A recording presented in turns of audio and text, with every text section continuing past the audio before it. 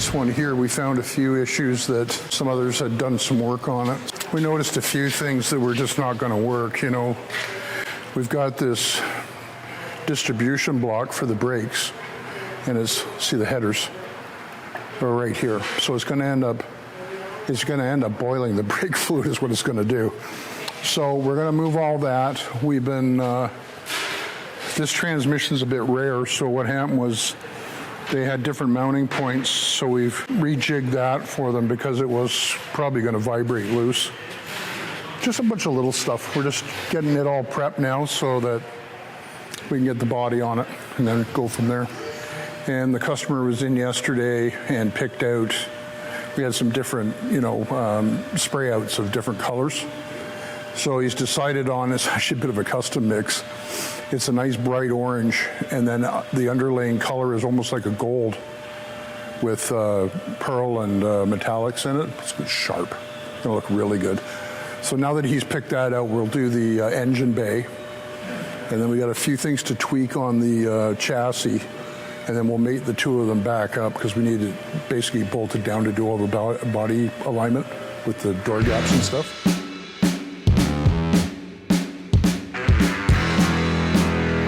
For a small engine bay. So we've got, the fact that we've got it ready and test fired it already, which is great. So we're just working on a bunch of little stuff right now, air intakes and there's not a lot of room, as you can see here. So normally there's a big box end here for the air intake. So we're gonna have to make something else up. We've made the ports and everything here, but we're gonna have to add that in here. There's just not enough room. That's typical when you're jamming big motors in small spaces, right? But the front looks real good. Got all the Ford logos, markers, got the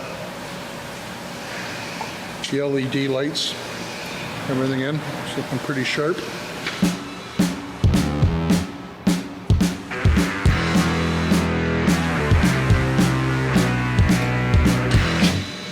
How you doing? Hey. What's going on, man? Oh, just trying to finish this off and some other small details. Running the wire for a map light. There's another one that's going to be finished very soon also. We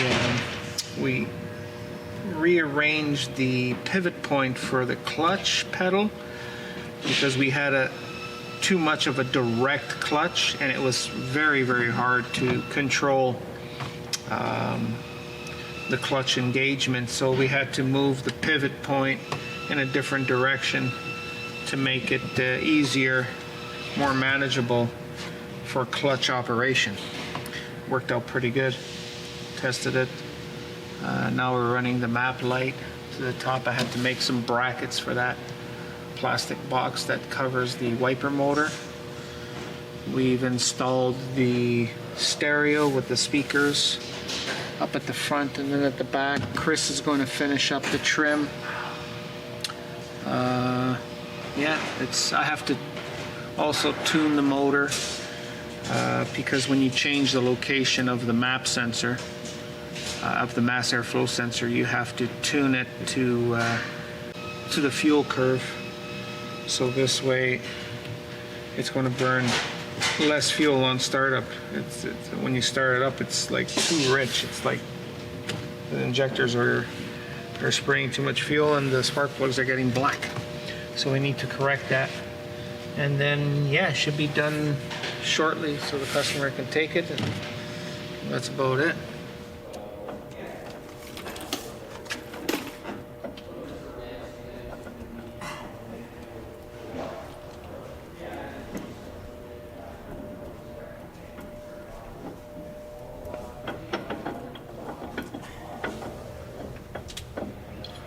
Well, I was going over the Bronco to get it ready for the road, and I checked, and the rear diff is going to need some bearings.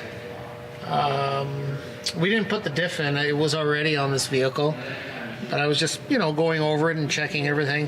It needs bearings in the back, inner and outer on the pinion, so I ordered that.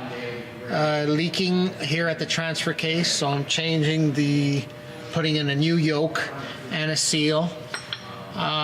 Just doing a few things, just making sure she's going to be solid for the road. Had to drill out the trailing arms to put new cotter pins in. I installed the emergency brake, the e-brake, e-stop they call it, which is it's a nice feature. You press a button and then it turns on the emergency brakes instead of manual. Did that. Did the side steps install. So pretty much everything is almost done. Chris has got to do his bit and put on the windshield, put the seals on, put the dash pad on, and I think we're ready to take it for a road test. Hopefully we're going to get some, fingers crossed, some good weather so we can at least, do a full data log and then finalize the tune and give it to the customer.